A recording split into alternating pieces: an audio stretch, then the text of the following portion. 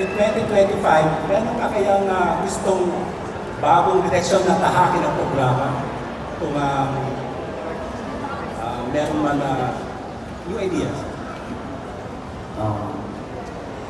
Proudest moment? Yes.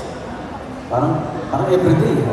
Simula nung nabigyan ako ng chance na maging morning show host, yung commitment mo everyday, gano'n na lang. Gigising ka ng iniisip mo, yung viewer. Ngayon, yung direction na tatahakin namin. Siguro, it would be the same na nagustuhan ng tao. Wala na akong nakikitang dapat baguhin. Medyo, with the emergence ng social media, kung mapapasin nyo, medyo yun na rin ang direction namin.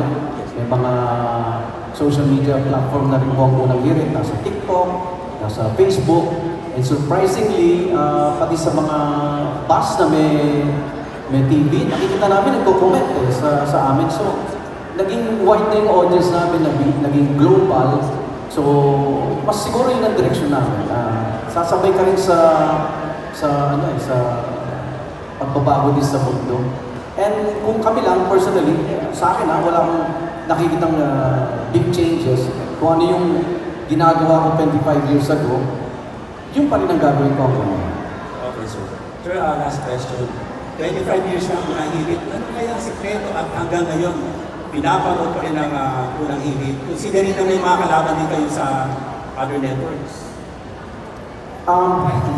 Hindi kasi yung nakikita ng tao sa kanilang television o other social media platform, sincere yun eh. Yung samahan namin on and off camera. Sa unang hirit, marami na po ako naging kumare. Mga kumare ko po ito. Marami na rin po ako inanak sa kasal at mga aanakin pa sa mga future. Nakatokan na rin. So, yung pagiging barkada o pamilya namin on screen, mas masaya minsan pag-off eh. Dahil nandun yung bonding po namin. Kasi pag sa TV, segmentize po yan. No? So minsan, si Kaloy at Shaira lang nandun, o si Anjo habang nagwe-weather, wala yung nagkakasama-sama kami. Off-cam po yun. Doon po yung masaya na nandun na yung ano nangyari sa pamilya, kamusta nangyari. Kamusta din po kami ng mga anak, ng mga apo.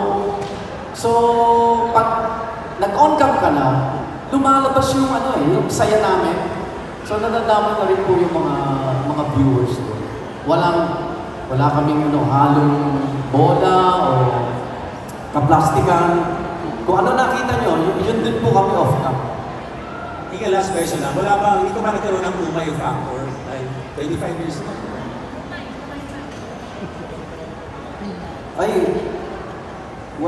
Parang, kasi tignan nyo nakakatuwa ko doon. Minsan may guest kami nabanggit na ni Susie.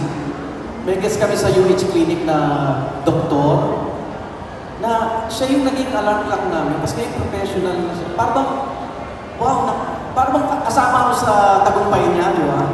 So, yun eh, kung may, siguro audience yung makakapag-design doon. Dahil hanggang nakikita namin sa, realidad naman, ratings, commercial loads, parang hindi ka mauumay. Kasi hinahanap din po ng katawan ko. Actually, yung nangyari nga po sa akin, mga 3 months din ako nawala sa unang year. Pinilit ko talaga makabalik. Kasi hinahanap ko. Pag-isip ko, wala kang ginagawa. Kailangan magpalakas ka, pagaling ka. Pero yun yung naging motivation ko na makabalik agad. Kasi binigyan mo ako 6 months na makarehab. In 3 months tumatawag na po sa gusto ko na bumalik. Iba yung inspiration na nabibigay po sa akin personally ng unang yung pag-gising ko sa umaga. Thank you. Salamat po. Congratulations. Thank you, Sir Robert Requesina of Manila Bulletin. Now, next question will be coming from Ms. Rose Garcia of PEP and Marinas University.